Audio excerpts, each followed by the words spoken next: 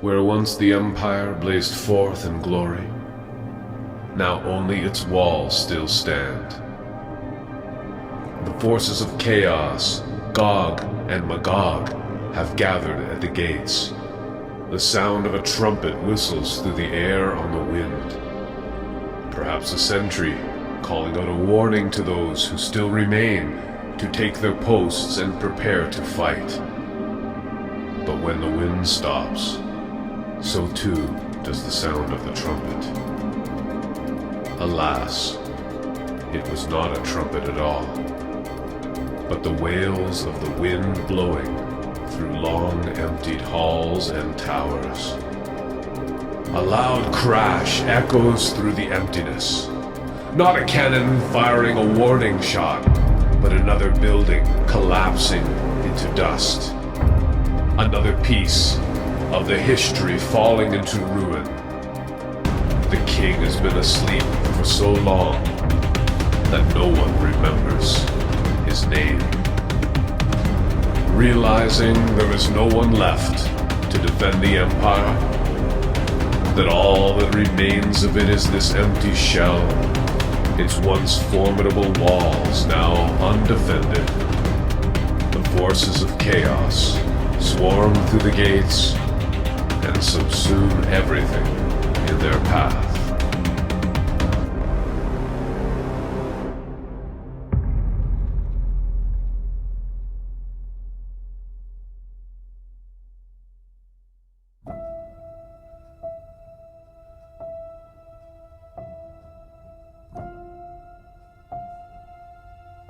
The traces left by the civilizations of antiquity, carved into ancient stone in the form of mysterious monuments scattered about the earth, or etched into our collective memories as myths and legends, the origin of which no one remembers, are a testament to the kinds of civilizations the world of tradition produced.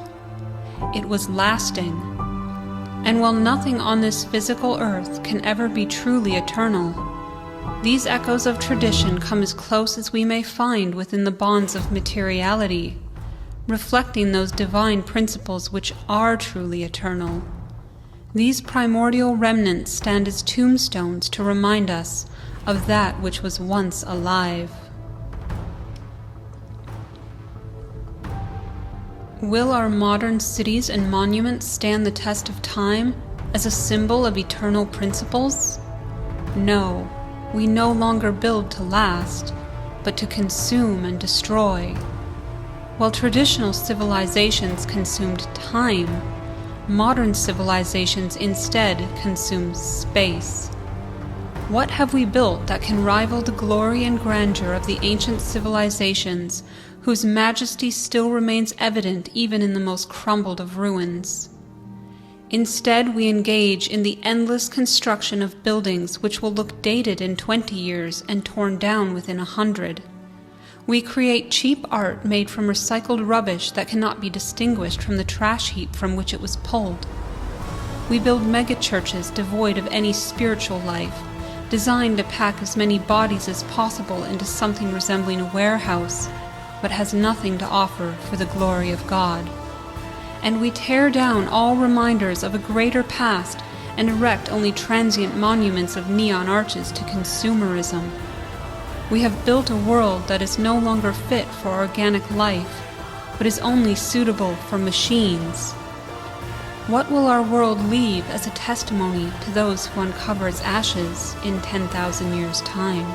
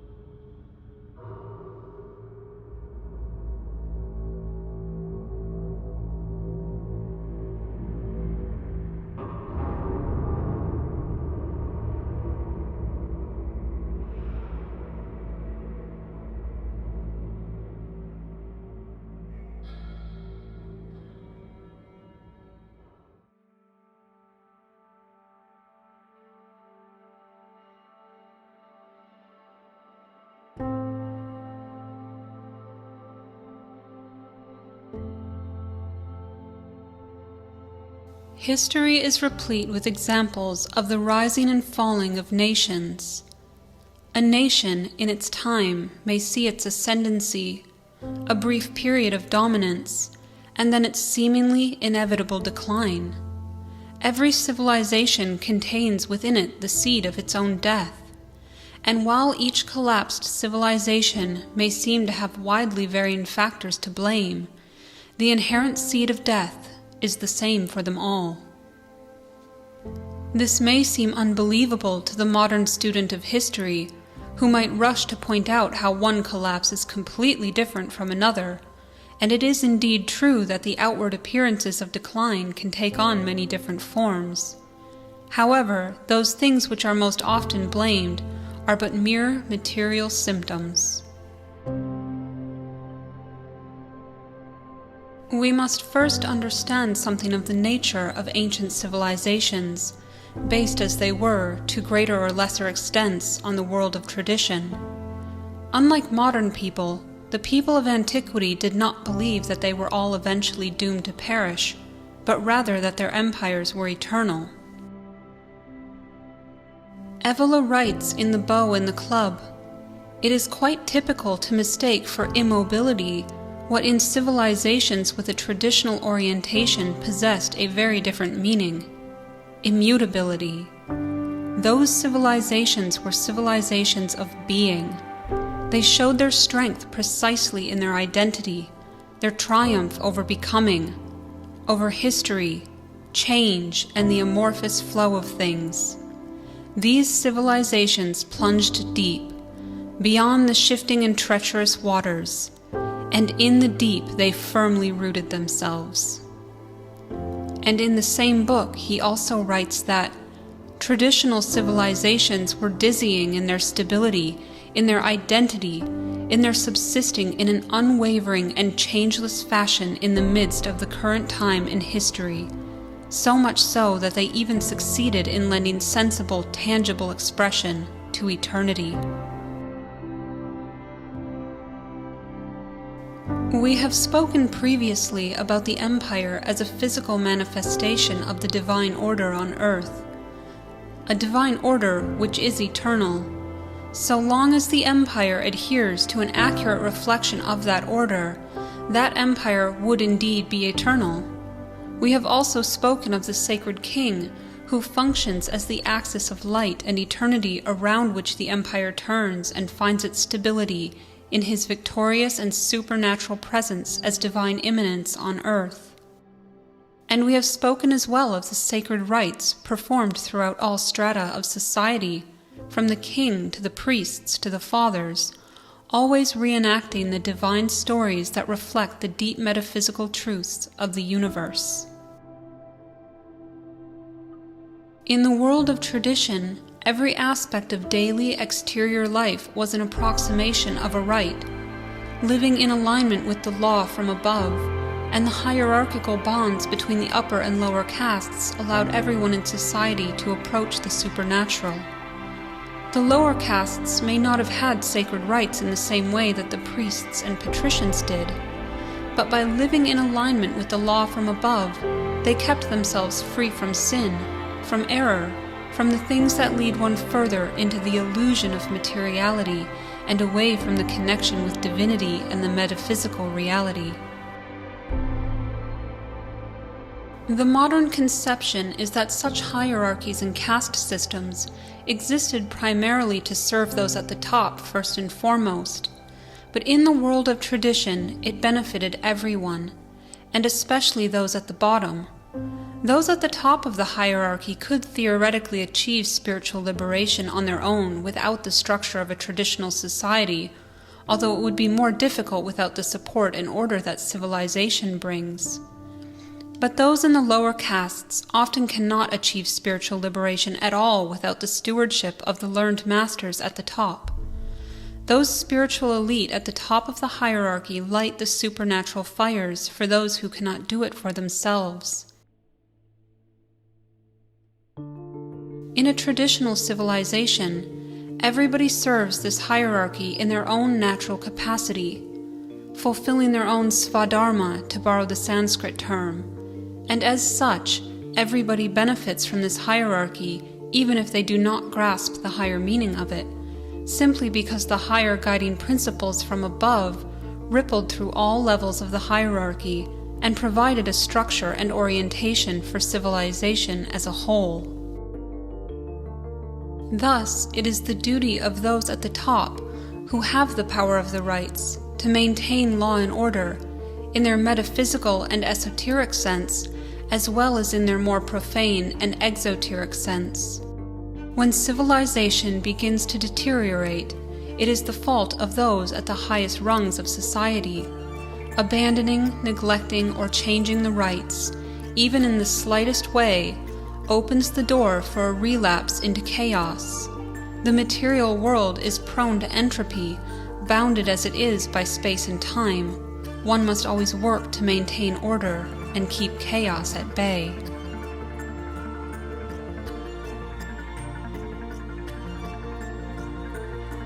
When a king neglects the rights and his spiritual center wavers, the consequences reverberate throughout all of society.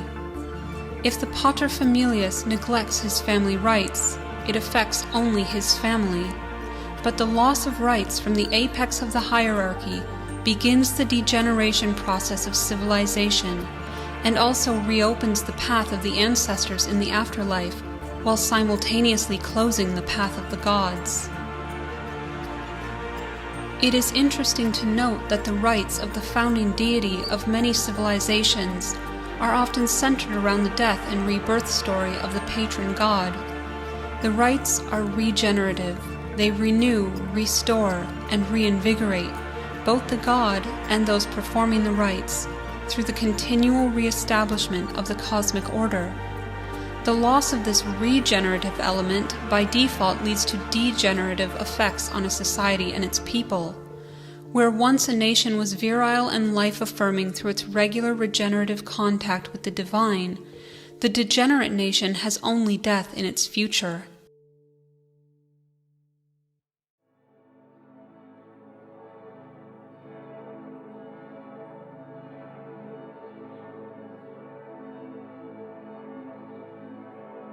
When the path of the gods, the path to the true life, is barred to the people, when only death and dissolution await them, a society naturally becomes life-denying. Evola writes, "At this level, to leave the parameters of tradition meant to leave the true life.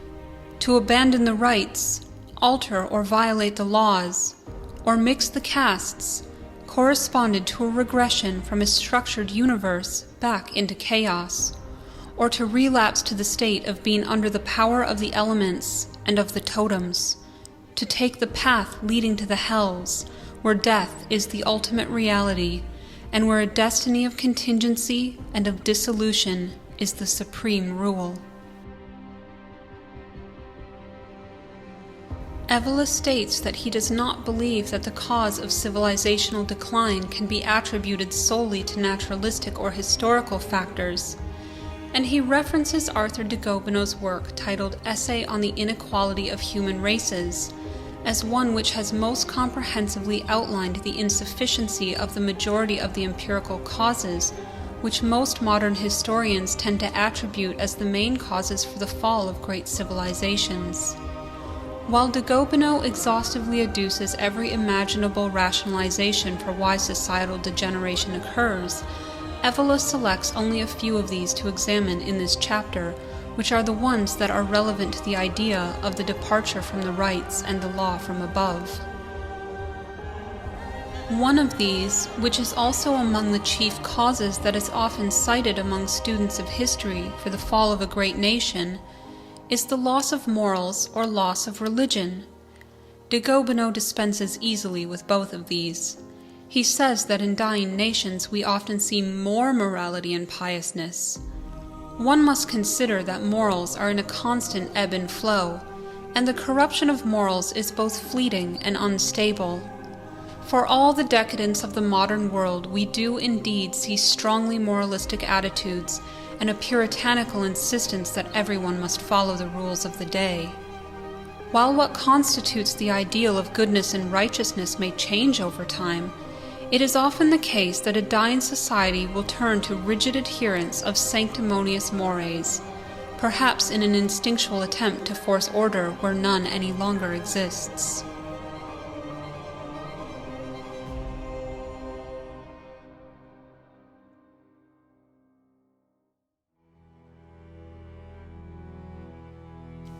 Neither is the loss of religion the cause. De Gobineau points out that there are virtually no examples of a society that has completely lost its religion, and many go to their doom while fanatically clinging to their altars. There has never been a nation with no religion at all, but rather a continuity between changing faiths, with religious skepticism generally being only a luxury of the intelligentsia.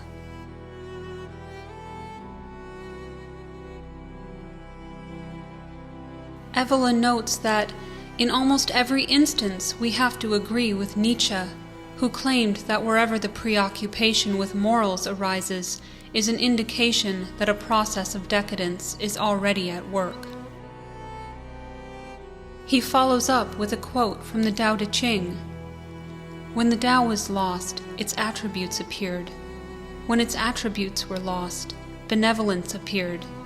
When benevolence was lost, righteousness appeared, and when righteousness was lost, the proprieties appeared. Now propriety is the attenuated form of filial piety and good faith, and is also the commencement of disorder. The profane and bourgeois morality that arises is merely a symptom of a civilization already far degenerated.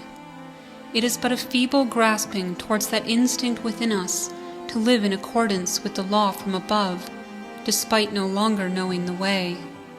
It is a poor imitation of real virtue. Virtue in the heroic sense needs no moralizing. Evola says, as far as the traditional laws are concerned, taken in their sacred character and in their transcendent finality, then just as they had a non-human value, likewise, they could not be reduced in any way to the domain of morality in the current sense of the word. The other alleged factor of decline, which Evola treats at length, is also where he takes his departure from de Gobineau. This is the issue of the purity of the blood. De Gobineau explains that to say a civilization declines because it becomes degenerate is tautological. It is not satisfactory to say that a nation dies because it is inherently rotten, which means that it is degenerate, and that it is degenerate because it dies. He says we must explain the term better, and suggests that to be degenerate means that something no longer has the same intrinsic value that it originally did. Thus, the essential quality of a nation alters when the inheritors no longer share the same essential qualities of the founders. De Gobineau explains that continual adulterations of the blood result in an attenuated essential quality, and eventually the people of a nation are no longer of the same race as their forefathers. He also explains that this racial mixing is both necessary and inevitable in the building of a civilization, that a people cannot successfully conquer and integrate others without a degree of intermixing. He considers that this is the seed in which the inevitable death of the civilization resides.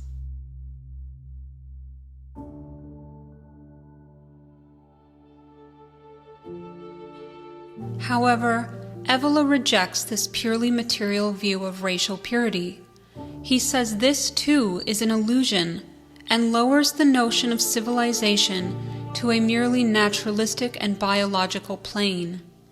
This shallow view of race is born out of anthropological science, which attempted to reduce race to something that could be quantified and measured, completely ignoring the inner essence of man, and attempting to turn the idea of race from something that was once intimately connected to the spiritual life force of a particular stock into something scientific and reducible to mere genetics.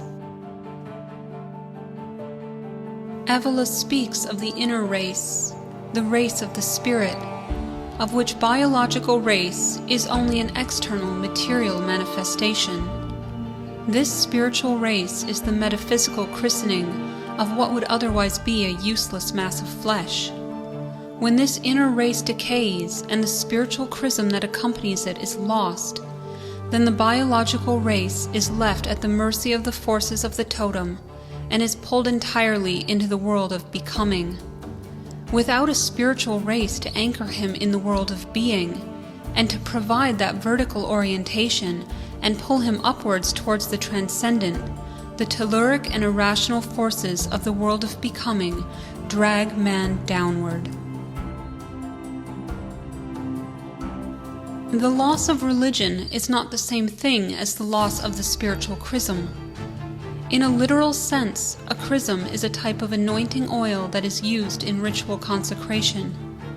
In a metaphorical sense, it is the qualities conferred on a person who has undergone initiation, and is thus symbolic of a person with a true spiritual center, who is authentically in touch with the divine, who is anchored in a state of being, which flows from something supra-rational and supra-individual, from above, rather than that which flows from below, from the totem. Though it is carried in the blood, the spiritual chrism is beyond blood. It has a metabiological character. It is this authentic spiritual center within a people or a nation, this particular set of metabiological qualities, which forms the heart of a civilization, and a healthy civilization is structured to strengthen that transcendent connection which lies innate in its people and which is actualized through initiatic rites. This is not to suggest that the purity of the blood was not important in traditional civilizations, but its importance must be placed in the proper context. Evola writes in the introduction of the 1942 edition of his book, Myth of the Blood, that the awareness of the value of race is betrayed already in a whole series of norms which can be found in ancient civilizations, especially wherever the system of castes and the laws of endogamy ruled, norms which in part continued up until relatively recent times in the traditions proper to the aristocracies. This racism was not theorized, but lived. Thus, it rarely happens that one encounters in the ancient world the word race. One did not feel the need to speak of race in the modern sense, because one had race. One was more strongly interested in the mystic forces which could be felt behind the forces of the blood and of the gens, as in the patrician Roman and in general Arya, the cults relative to the Lares, the Penates, and the Archigetes heroes. There was a very clear idea of the necessity of preserving the blood, of maintaining and transmitting a previous and irreplaceable patrimony connected to the blood in its integrity. Therefore, in various cases, the contamination of the blood appeared to be a true sacrilege. We can see here the metabiological view of race as attached to the gens, to the totemic forces of one's lineage. The word race comes from the Latin word radix, which literally translates to roots, that is, one's stock, one's originating lineage that has a continuity of always producing individuals that are similar to each other. This meaning can be seen in the Latin phrase "aradicibus everto domum," which means to ruin one's family completely, and literally translated means to overturn roots. To break the continuity of that lineage was to destroy one's lineage, and was considered sacrilegious in traditional societies because of the disruption to the family totem. This should not be understood in a modern xenophobic sense. When we consider what has been previously said about the traditional family existing more as a religious association rather than one based on biological or sentimental attachments, as well as the traditional view towards adopting a son who is spiritually compatible to carry on the rites if the biological son was unfit for the task, we can only understand this racial view in the spiritual sense. caste systems did not exist to breed pure-blooded individuals in the way that one might breed animals, but rather to protect the spiritual lineage within each caste, which was the foundation of the spiritual hierarchy within the traditional civilization. What role, then, does biological race play? We can find many examples in antiquity of the idea that human differences are innate, congenital, or even predestined, because they draw their origins from a state prior to the human state.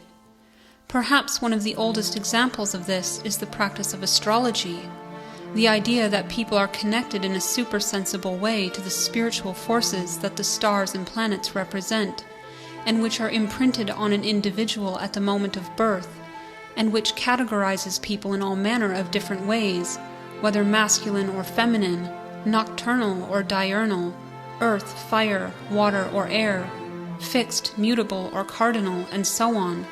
The ancients were certainly not unaware of the material differences between individuals. Evola writes, "Blood and ethnic purity are factors that are valued in traditional civilizations too.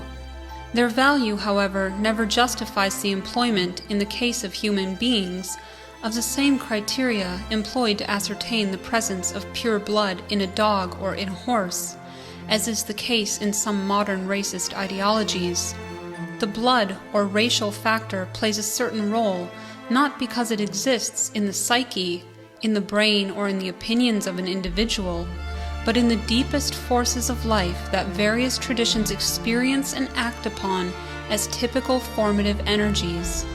The blood registers the effects of this action, yet it provides through heredity a material that is preformed and refined, so that through several generations, realizations similar to the original ones may be prepared and developed in a natural and spontaneous way." In other words, it is an issue of form versus matter. Evola later says we should not mistake the formative element for the element that is formed. The formative elements that act upon the blood are the totem pulling from below and the spirit pulling from above. These two elements converge within a person to varying degrees. Having a pure blood lineage allows for a template for the physical body that is already conducive to house and give expression to the inner race, the race of the spirit, in a way that is consistent and similar to the expressions that have come with preceding generations. However, Evola remarks that in the Indo-Aryan tradition, particularly in India and Persia, it was not enough to have been born into a caste, but rather that the quality that was virtually conferred upon a person by the accident of his birth needed to be actualized by initiation, and until the person had undergone initiation or the second birth, he was not considered as part of his birthright caste. Thus, the qualities of the actualized spiritual chrism, as well as that of the totem, which act upon the inner race, cannot be explained by blood, but through blood, beyond blood, and that it has a metabiological character. One might here draw the conclusion that preserving the biological purity of the blood is the only way to protect the inner race, and this is in fact not necessarily the case. Referring to the aforementioned metabiological character of the inner race, Evola says, "When this something is truly powerful, or when it constitutes the deeper and most stable nucleus of a traditional civilization, then that civilization can preserve and reaffirm itself, even when ethnical mixtures and alterations occur, no matter how destructive they may be, by reacting on the heterogeneous elements and shaping them, by reducing them slowly but gradually to their own type, or by regenerating itself into a new and vibrant unity." In other words, when the inner race of a people is strong and provides a solid foundation for civilization, then any adulterations to the purity of the blood can either be absorbed and integrated through the powerful forces from above, shaping it to fit what already exists, or it can serve to create an entirely new people with a reinvigorated spiritual chrism. However, when that something is not powerful, and the spiritual race is burnt out or broken, the downward spiral of the decline of civilization will start to set in. It is at this point that the biological purity of the blood takes on an importance that it would not otherwise be required to have. Evola explains, when it comes to this point, the only forces that can be relied upon are those of the blood, which still carries atavistically within itself, through race and instinct, the echo and trace of the departed higher element that has been lost. It is only in this way that the racist thesis in defense of the purity of the blood can be validly upheld, if not to prevent, at least to delay the fatal outcome of the process of dissolution. It is impossible, however, to really prevent this outcome without an inner awakening. That is to say, once civilizational decline has already set in, due to the loss of the spiritual chrism in the people, the purity of blood can act as a brake to slow the fall, because the blood still retains within it the memory of those higher forces that once animated and invigorated the ancestors and spurred them to greatness. It is possible that the atavism of the ancestral spiritual chrism could re-emerge, and if and only if this happens can the process of decline be halted and reversed.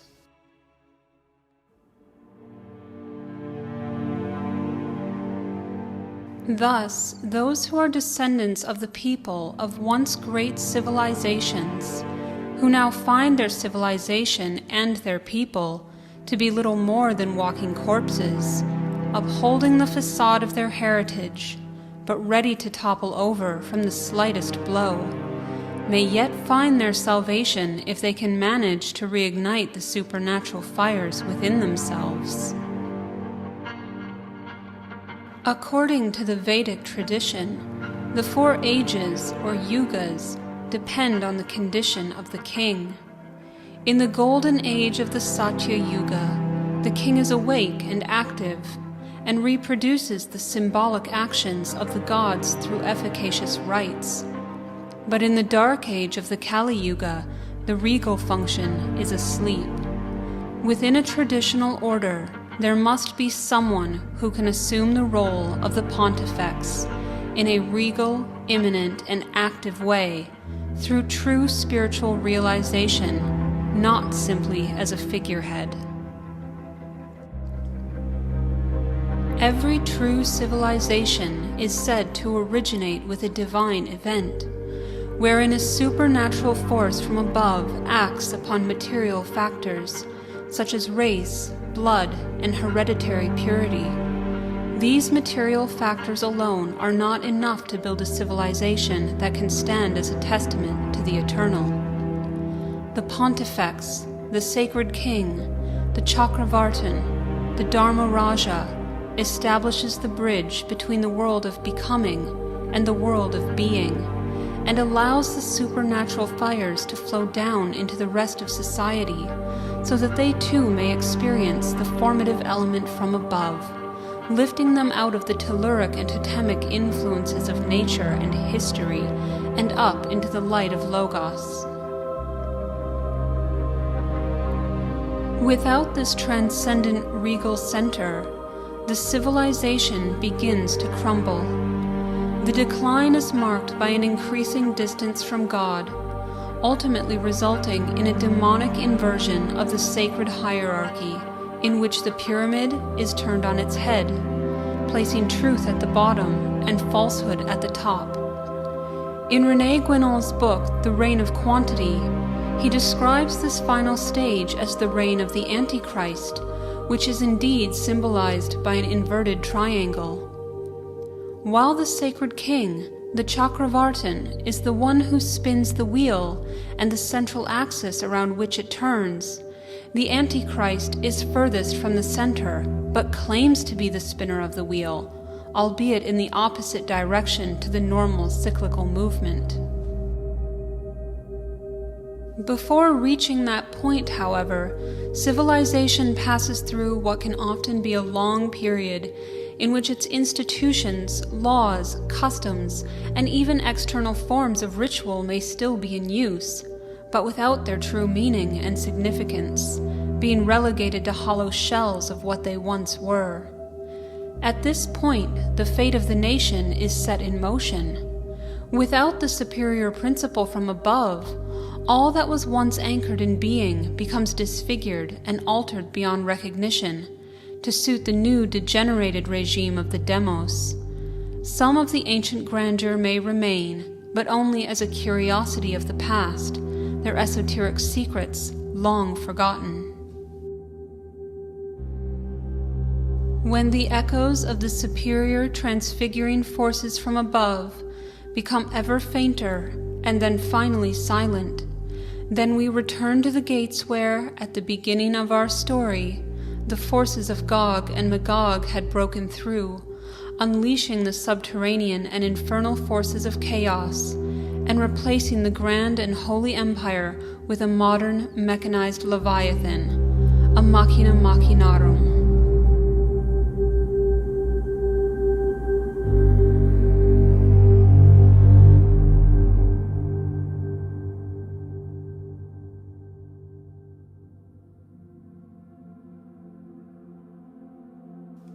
The significance of Evola's choice to evoke the imagery of the Leviathan at the end of the chapter cannot be understated.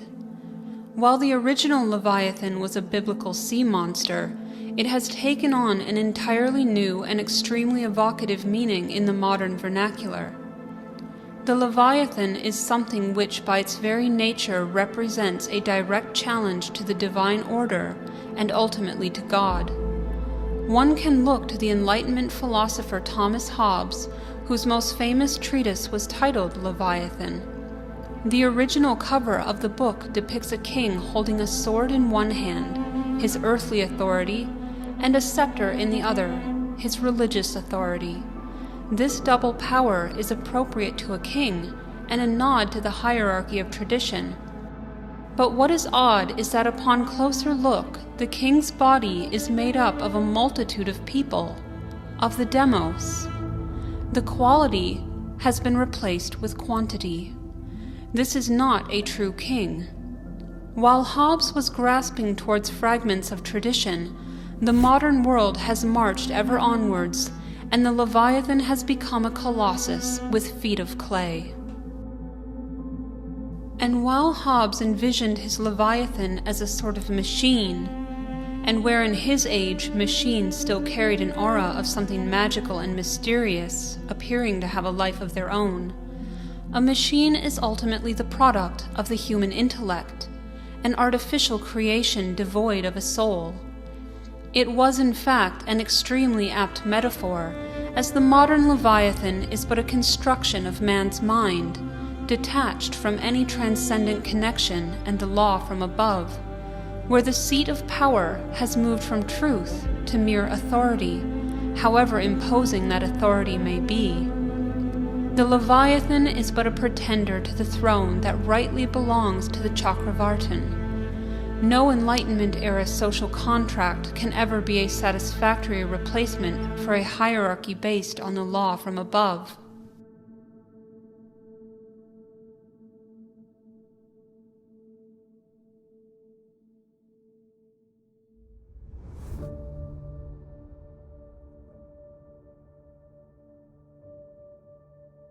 The natural question may arise in one's mind of how we can stem the tide when all odds seem against us.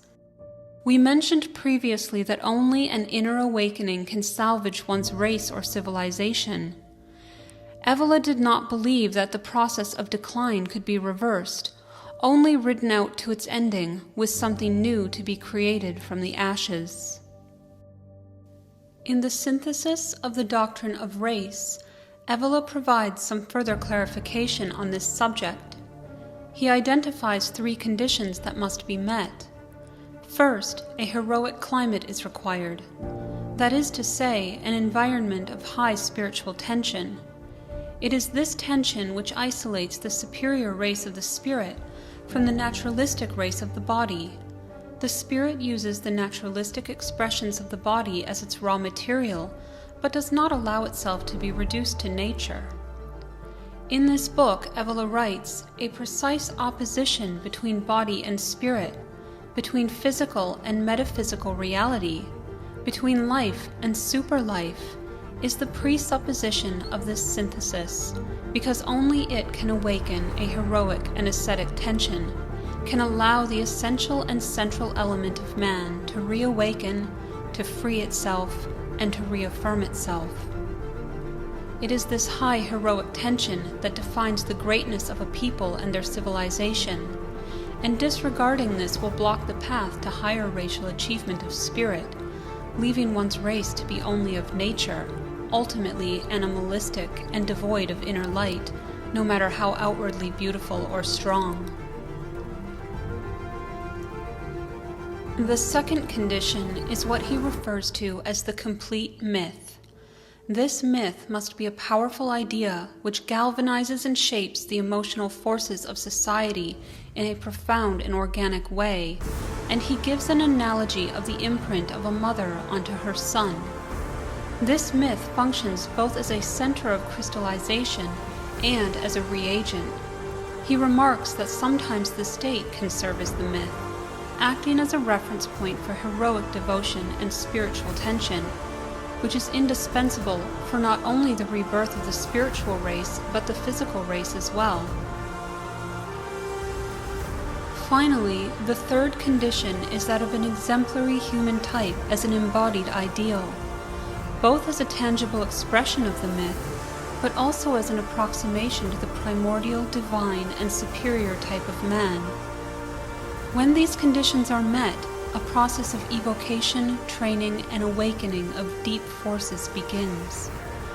Beginning with the spirit and flowing downwards from the divine cosmic order, eventually this process comes to involve biological realities and will eventually, over generations, see the corresponding type of superior man emerge more and more distinctly as the pure race of spirit is reborn and manifested in the earthly realm.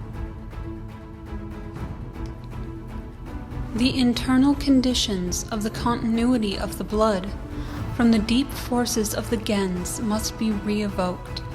This requires a hierarchical restoration, a rebirth from an unbroken line of leaders. The reawakening of the primordial formative forces can only occur with those who can reproduce the classic embodiment of those forces and firmly regain power in the center of their nations. Evola says that the actions of such men will be double. When those who embody the powerful ideas contained within the complete myth and are awakened to the race of the spirit as leaders, then the state, as structured from above, as an earthly reflection of heavenly principles, can re-emerge and thus reorder the rest of society as an animating and vital force. Leaders who are the actualized ideal, the supreme incarnation of the superior race of the spirit, can rekindle a profound latent strength in other individuals, and their very presence in the world can activate the race of the spirit in others. So while we cannot reverse the cycle of history, we can look forward to a new era in which the next golden age will rise from the ashes like a phoenix, sacred to the sun and symbolic of the immortality of the spirit. Just as the phoenix is reborn out of its own dead self time and time again, so too will the spiritual nature of man arise triumphant out of the decay of the modern world. In an essay titled "The Worker in the Thought of Ernst Jünger," Evola wrote about the fatal error of those who think that everything may be brought back to order, that this new menacing world, ever advancing, may be subdued or held on the basis of the vision of life, of the values of the preceding age, that is to say, of bourgeois civilization. He said that if a spiritual catastrophe is to be averted, modern man must make himself capable of developing his own being in a higher dimension. The watchword is heroic realism, and the ideal is the absolute person. capable of measuring himself with elementary forces, capable of seizing the highest meaning of existence in the most destructive experiences, in those actions wherein the human individual no longer counts.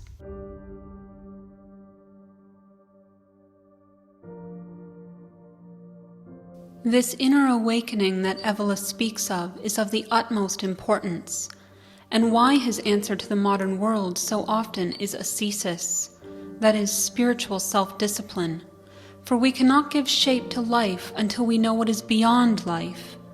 To do this, we must be able to awaken the race of the spirit, as well as raise and purify the body to be an appropriate vessel for the spirit to act upon it from above. This requires active detachment and heroic overcoming. Without this, the watchwords of heroism, activism, and virility serve only to enhance the feelings of ego and leave one trapped in its prison, unable to ever embody the true Olympian spirit of the primordial ancestors. The options are clear. We can either continue down the destructive path of continuing to fashion different combinations of modern secular thought, falling in love with the products of our own intellect as we play at finding a solution for the ills of the Kali Yuga. Or we can return to traditions and origins which are sacred and spiritual, and form a new spiritual aristocracy that can light the way for others. This is the only possible defense against the unassailable mass of an ever-growing Leviathan.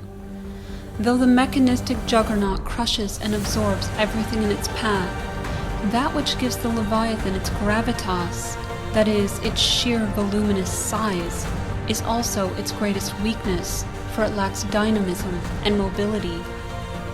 When it has grown so large that it can no longer move, then those of us who feel a fundamental incompatibility with this world, who feel as though we belong to another time, must come together and gather at the base of this mountainous mechanized mass, and set out to conquer its summit once and for all, having already prepared ourselves internally. When we turn our attention inward, not to escape from the world, but to steel ourselves against it, when we work to become a personal reflection of eternal principles as we strive for our own virtuous redemption, then we have a chance of remaking the world.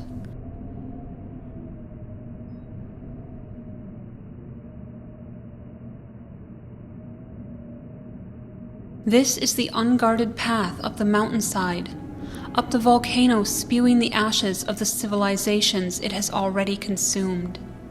Only one who has been shaped by the quest for the transcendent can find the superhuman strength necessary to overcome the modern world. Let us not waste time indulging in anachronistic fantasies, but rather focus on reinvigorating a creative tension that can stir up higher possibilities.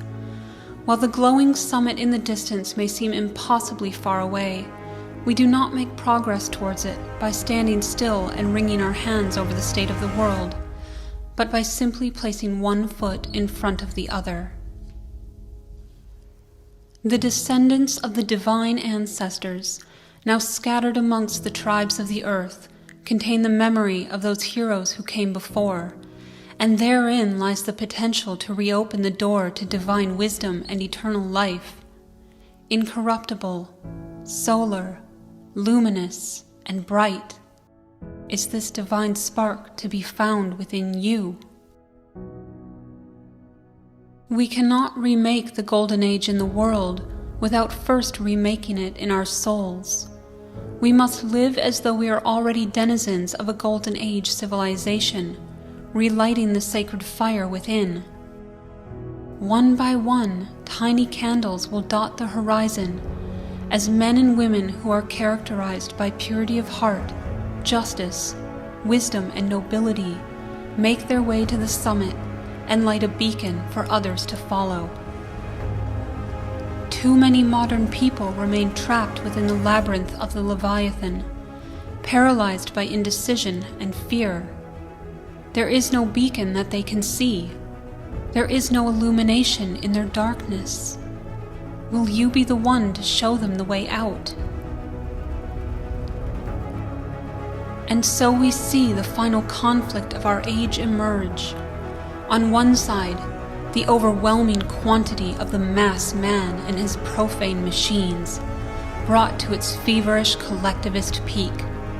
And on the other, the world of tradition, the touchstone of universal order and the transcendent quest of man to establish in civilization the highest expression of a different kind of life, defined by its quality, its nobility, and its virtue.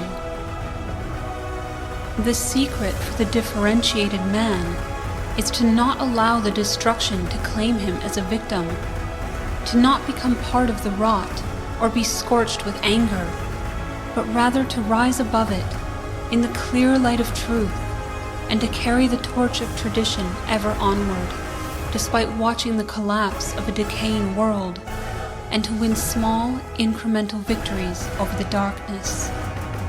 For in the words of Gustav Mahler, tradition is not the worship of ashes, but the preservation of fire.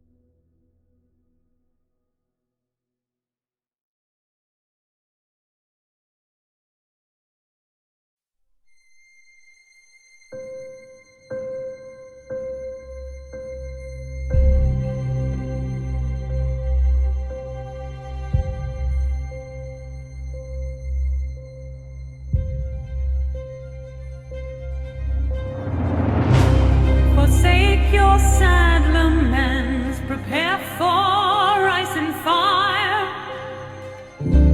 A wind of consequence blows across the miles. Transfiguration comes at the price of tears. Consecration wanes, the rites have disappeared.